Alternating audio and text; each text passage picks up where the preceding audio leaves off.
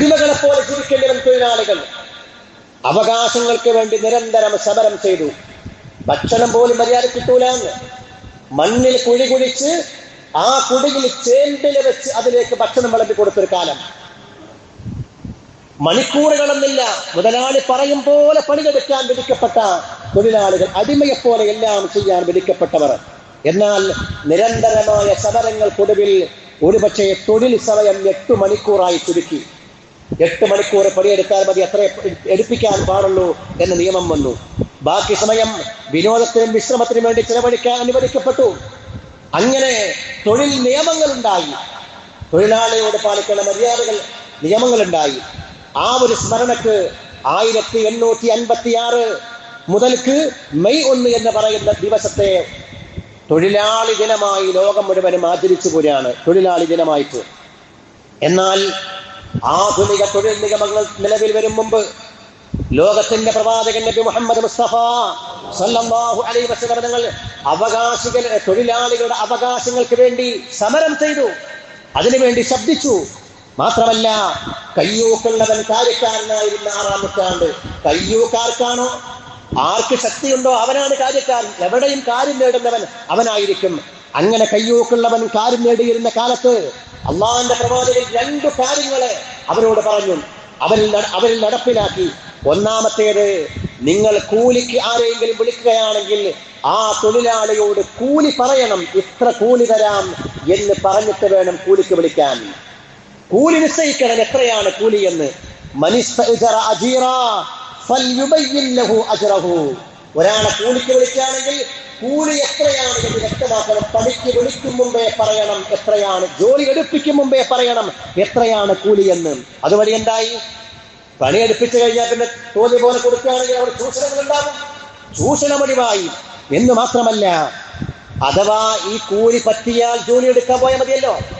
മുതലാളി പറയുന്ന കൂലി എത്രയാണ്, ആ കൂലി പറ്റിയെങ്കിൽ മാത്രം ജോലി എടുക്കാൻ പോയാൽ മതിയല്ലോ, അല്ലെങ്കിൽ പോവണ്ട.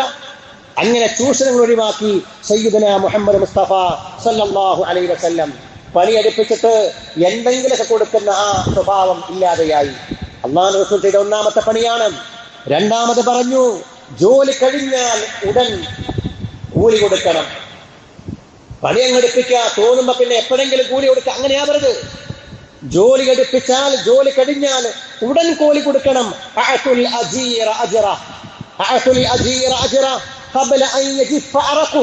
തൊഴിലാളികളുടെ വിയർപ്പ് വച്ചും മുമ്പ് കൂലിക്കാരന് കൂലി കൊടുക്കണമെന്ന് ഹബീബായ മുഹമ്മദ് മുസ്തഫ സല്ലല്ലാഹു അലൈഹി വസല്ലം. ആലോചിക്കണം, നമ്മൾ പണിയെടുത്ത് തൊഴിലാളികളെ വിയർപ്പ് വച്ചും മുമ്പ്, പണി കഴിഞ്ഞ് കയറി വിയർപ്പ് വച്ചും മുമ്പ്, അതായത് പെട്ടെന്ന് കൂലി കൊടുക്കണം. തോന്നുമ്പോ എപ്പോഴെങ്കിലും കൊടുത്താൽ പോരാ. അള്ളാഹുവിന്റെ പ്രവാചകൻ നബി മുഹമ്മദ് മുസ്തഫ സല്ലല്ലാഹു അലൈഹി വസല്ലം അല്ലേ, പ്രവാചകനായ കരീമുല്ലാഹി മൂസ മിസ്രിൽ നിന്ന് രാജ്യം വിടുന്നുണ്ട്. അങ്ങനെ മദിയനിലേക്കാണ് എത്തിപ്പെടുന്നത്. മദിയൻ, ശുഐബ് നബിയുടെ നാട്ടിലേക്ക്. അങ്ങനെ മൂസാ നബി നബിയാകും മുമ്പ് ശുഐബ് നബി അലൈഹിസ്സലാത്തു വസ്സലാമിന്റെ അടുക്കലേക്ക്, ആ നാട്ടിലേക്ക് എത്തുന്നുണ്ട്.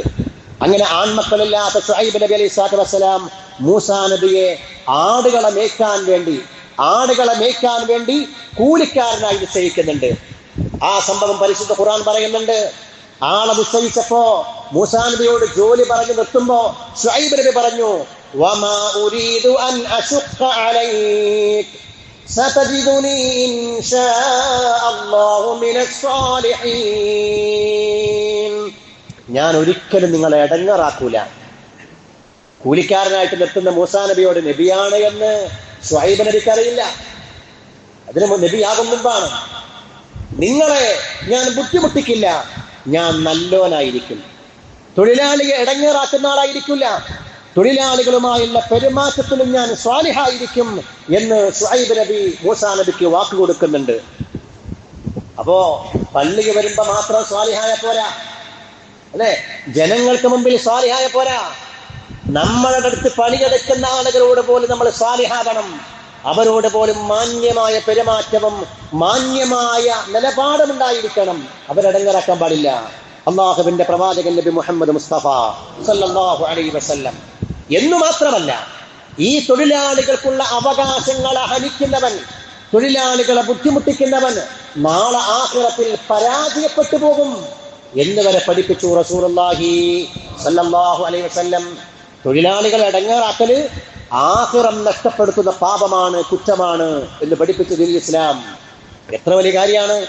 ഇതു സംബന്ധമായി അള്ളാഹുവിന്റെ പ്രഖ്യാപനം നബി മുഹമ്മദ് മുസ്തഫ സല്ലല്ലാഹു അലൈഹി വസല്ലം നമ്മെ അറിയിച്ചു. അന ഖസ്മുഹും യൗമൽ ഖിയാമ, ഖലാസത്തുൻ അന ഖസ്മുഹും യൗമൽ ഖിയാമ. 3 വിഭാഗം ആളുകൾക്ക് നാളെ ഞാൻ എതിരാണ്.